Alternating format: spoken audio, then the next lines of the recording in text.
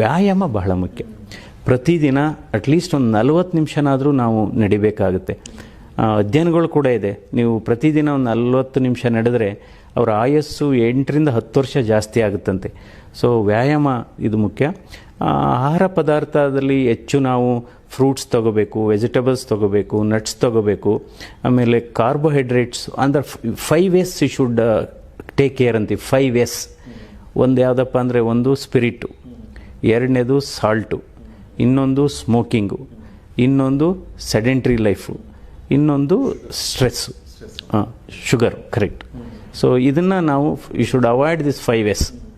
So ಆವಾಗ ನಾವು ಉತ್ತಮವಾದಂಥ ಆರೋಗ್ಯವನ್ನು ಮಾಡಬೇಕು. ಅದಕ್ಕೆ ಹೃದಯ ಹೇಳುತ್ತಂತೆ, ಕೊನೆಯದಾಗಿ ಹೇಳ್ತೀನಿ, ಹೃದಯ ಯಾವಾಗಲೂ ಹೇಳುತ್ತಂತೆ, ನೀನು ನನಗಾಗಿ 1 ತಾಸು ಚಲಿಸು, ನಾನು ನಿನಗಾಗಿ ನಿರಂತರವಾಗಿ ನಾನು ಮಿಡಿಯುತ್ತೇನೆ ಅಂತ. ಬ್ಯೂಟಿಫುಲ್.